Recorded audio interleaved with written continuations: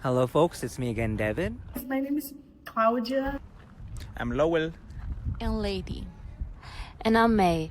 Our short documentary film is actually inspired by this mini-series on Netflix. It's called Living Undocumented. Let's watch the trailer, just in case. I want you to imagine waking up one morning and your father is just gone.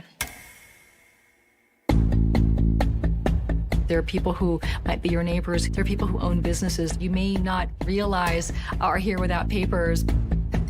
They just live in the shadows until there's a change in the law that would allow you a pathway to become a lawful permanent resident. I knew I wasn't born here. I just didn't know that not being born here was something that was dangerous. And I always have to do everything scared. How horrifying that at any moment you could be stopped, detained, and forever separated from your family. He was gonna deport criminals, but my mom is not a criminal. She's a military wife. Zero tolerance policy has made it so that he couldn't stay here. I don't have a home in Mexico. Depending on where you're coming from, the line to get a green card is going to be a 20-year wait at least. People like me can bring so much more if they get treated as a human being. By sharing our story, it may bring attention to the issue to help others. Ese es el sueño, ¿no? Decir, pertenecemos a esta sociedad. I don't know what we need to do to just be given the simple luxury of living in our home. I wasn't blessed to be born in this country, but my heart is American.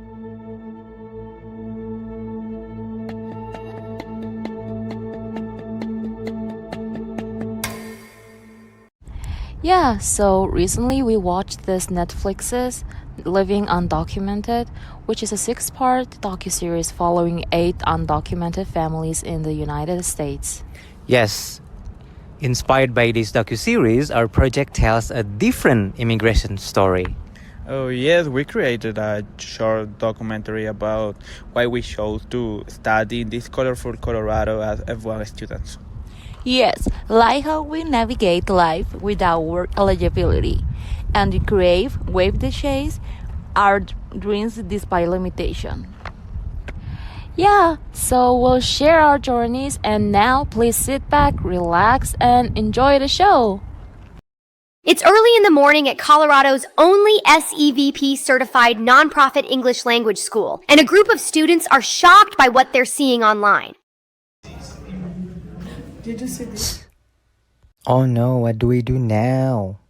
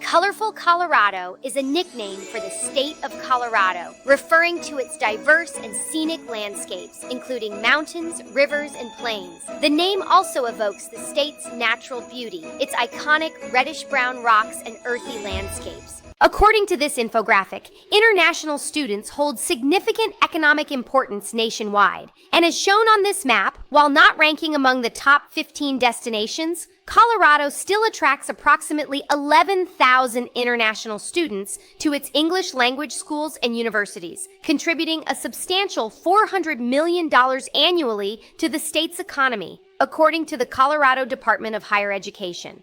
For these students, shocking news is just another day on the American immigration roller coaster. Well, buckle up, fellas. Don't break any rules, not even littering, because trust me, they'll find any reason to detain and deport you. Knock on wood. Volunteering is working for no money, but it's still working. So if you come on a tourist visa or a student visa to volunteer, that's unlawful, unless you have a work permit or a work visa or a green card.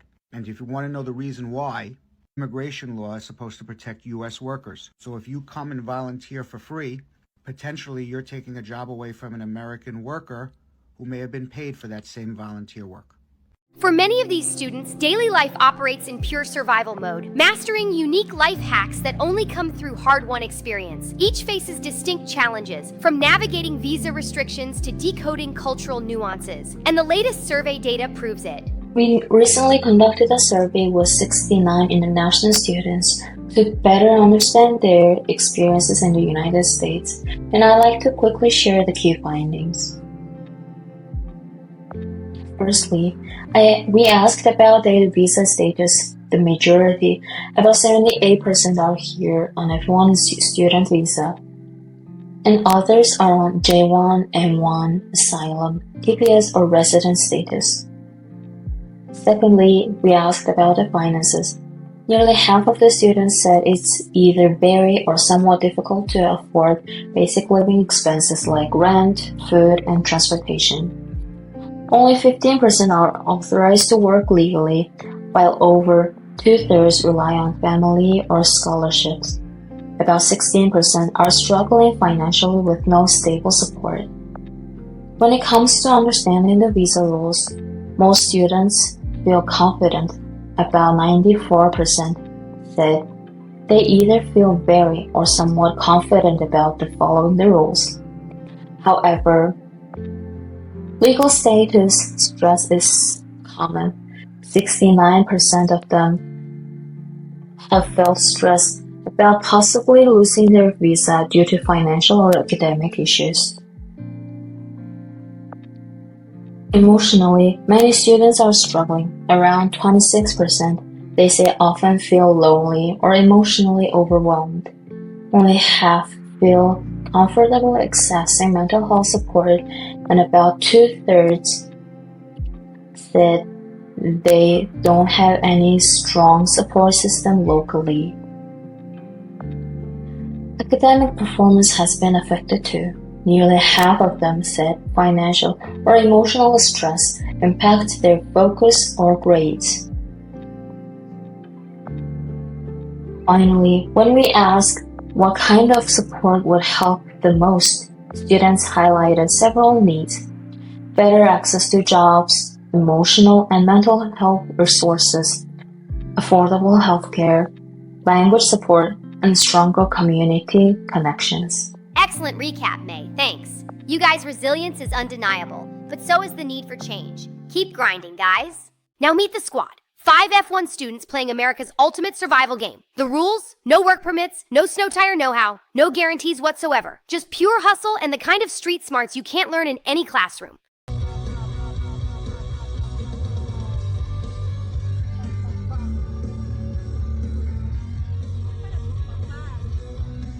Lowell began his American journey holding a J1 visa in Steamboat Springs. It's a mountain town in northwest Colorado, known for its skiing, hot springs, and Old West charm. It's approximately 157 miles northwest of Denver and takes about 3 hours to drive.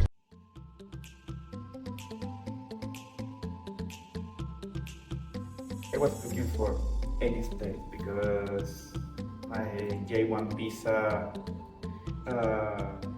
my process in that visa was very difficult. So I was looking for.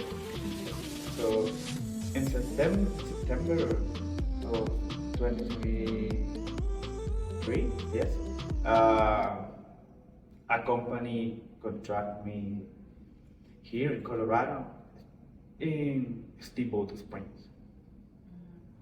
He participated in the work and travel program as a J1 visa holder, which made him eligible for a full-time job in Steamboat Springs.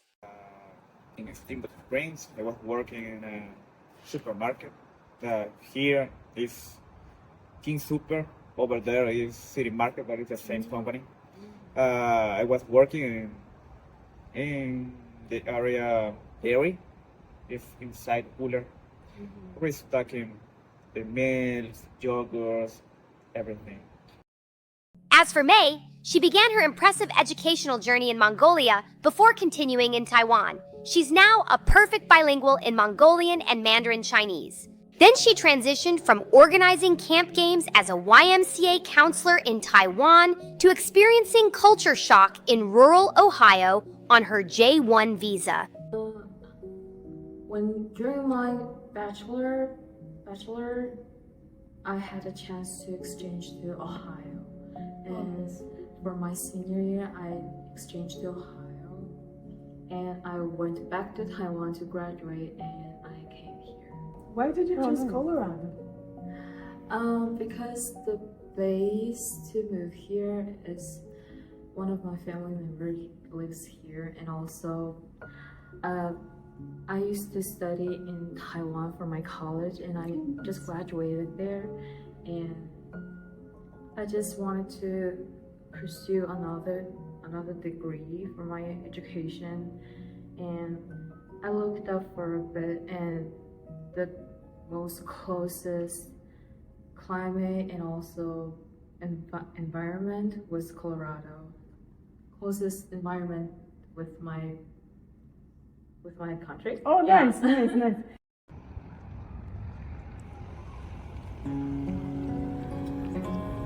Lady originally entered on a B1 visa, the tourist loophole many immigrants eventually discover. I choose Colorado because it's a mix in between nature and beautiful and wonderful landscapes. I love it. It's beautiful. The weather, the mountains, and the people, the culture. I love it. Then she describes her experience at Seven Falls as absolutely incredible and unforgettable, standing in awe of the 181-foot cascading waterfalls surrounded by Colorado's stunning canyon walls. Breckenridge also holds special memories where she learned that mountain towns offer more than just skiing, from charming Main Street shops to summer music festivals beneath the peaks. And her greatest motivation is her lovely daughter, whose smile gives her strength through every obstacle. Hola, mi amor, ¿cómo estás, muñeca? Qué bueno, mi amor, te amo mucho. ¿Cómo estuvo tu día hoy en el colegio? Cuéntame. Me alegro mucho, mi amor.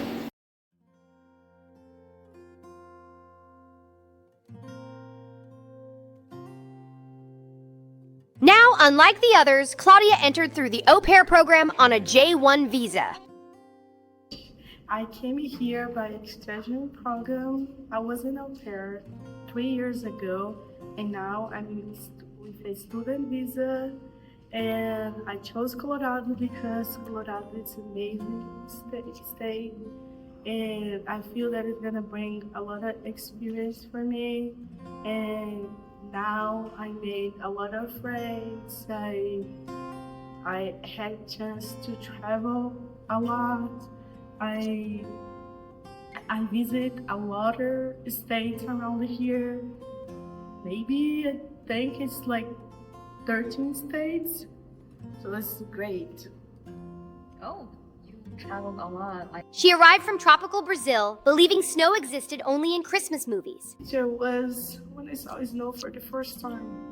Oh my gosh, it was so pretty. In my first week, I said, oh my gosh, it's snow. It's snowing. I said, oh my God, it's so beautiful. But when my second month here, I said, no, I don't like snow. So, but it was good. It was good that I had a chance to see snow for the first time, because in Brazil we don't have snow. The weather is look like Florida. Devin also entered on a J1 visa, gaining his first foothold in the American healthcare system through clinical rotations. Through experience, he discovered Colorado offered the most affordable, efficient path with the fewest hassles compared to other states. If you're starting from scratch, say as a high school graduate with zero healthcare experience, Colorado, especially Pueblo, offers the fastest path, from entrance exams through bachelor's degree completion, board certification, and ultimately hospital-sponsored green cards.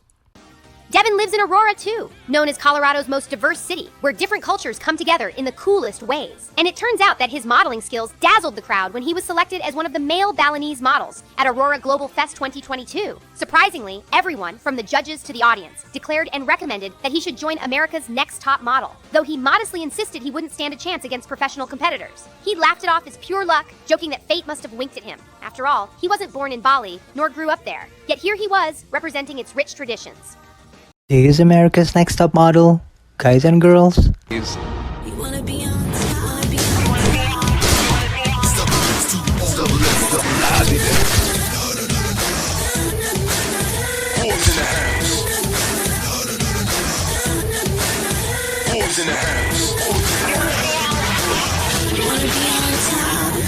To be honest with you, speaking as your ex-girlfriend, I never doubted you'd make the top 3, Devin. I've been watching this reality show since I was 14, around 6 years ago, and I can definitely see you winning this. Nah, I don't think so.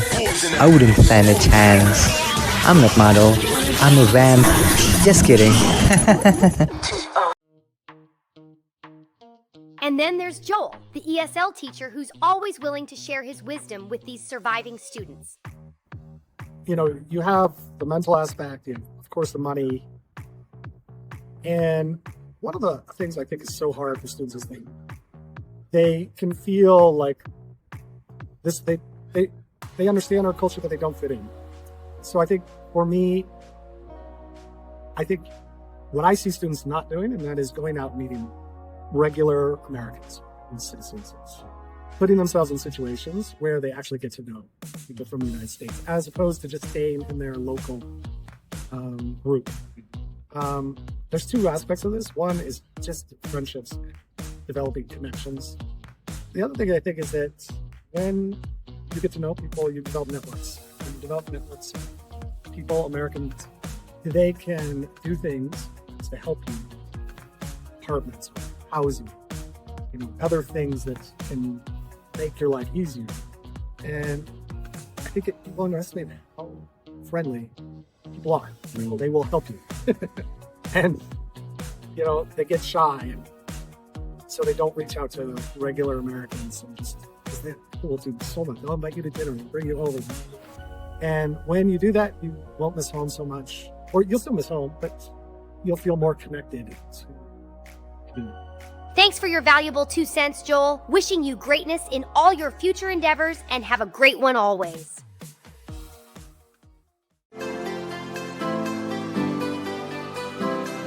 Once again, no work permits, no guarantees. But this crew, they're locked, loaded, and ready for whatever the future holds. So buckle up, folks. Remember, don't break any rules, not even the tiniest ones, and steer clear of all gray areas.